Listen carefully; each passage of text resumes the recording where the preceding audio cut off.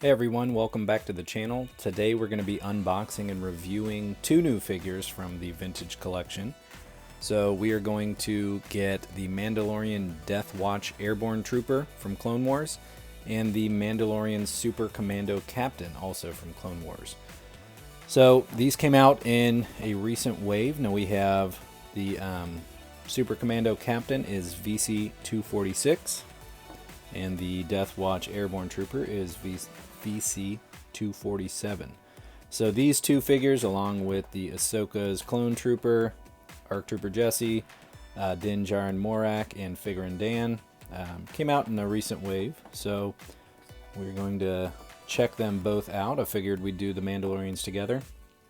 Now both card backs, obviously with them being characters from the animated Clone Wars series, we get some animated card backs. I think they both look really good. Some nice, a menacing look here for the Super Commando Captain, and just a good action shot for the Death Watch Trooper. So let's open them up.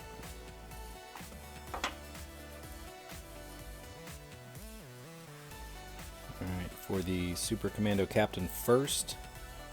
So obviously his helmet is just kind of the best feature of him.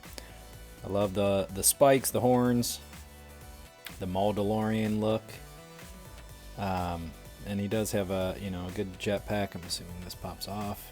Yeah.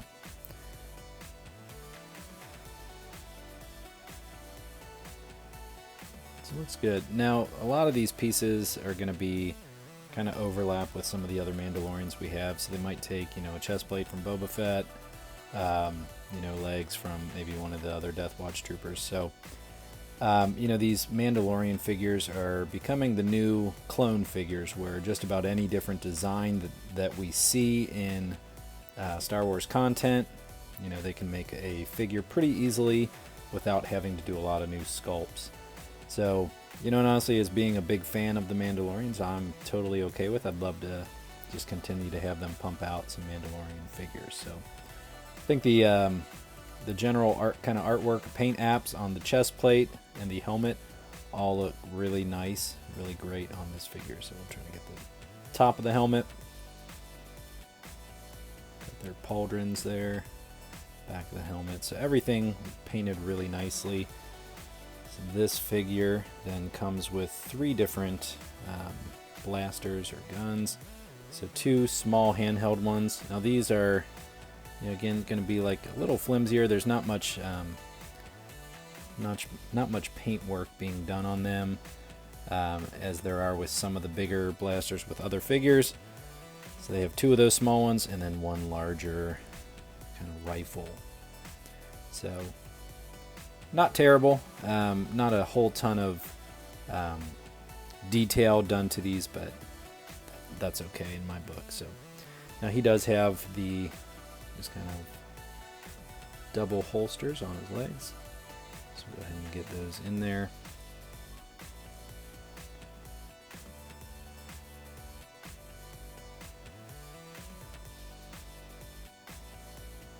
So one's having a hard time getting all the way in. And we had this same issue with, I believe, the Cosca Reeves, where the guns were just a little flimsy.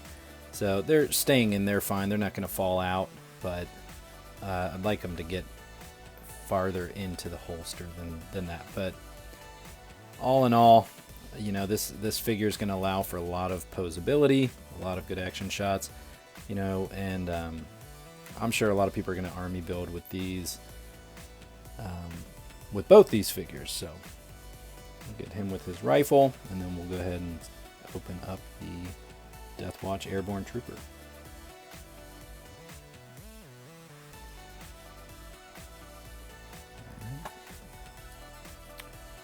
Alright, for the Death Watch Airborne Trooper. So again, very similar sculpt. The one difference I notice is on the forearm. So he's got a lot of the kind of the arm gauntlet there, forearm gauntlet. And the Mandalorian does not have those same tubes or wires there. So, but otherwise the legs look identical. So the same kind of belt and leg holsters, same chest plate, and likely the same rocket pack as well. So make sure that comes off nice and easy. And now he does have a rangefinder that is movable. I wish they would make this standard for all of them. We have gotten a recent, I believe Boba Fett recently with not a movable rangefinder. So hopefully that just kind of over time becomes the standard sculpt. I like this one a lot. So again, just really cool color combinations here.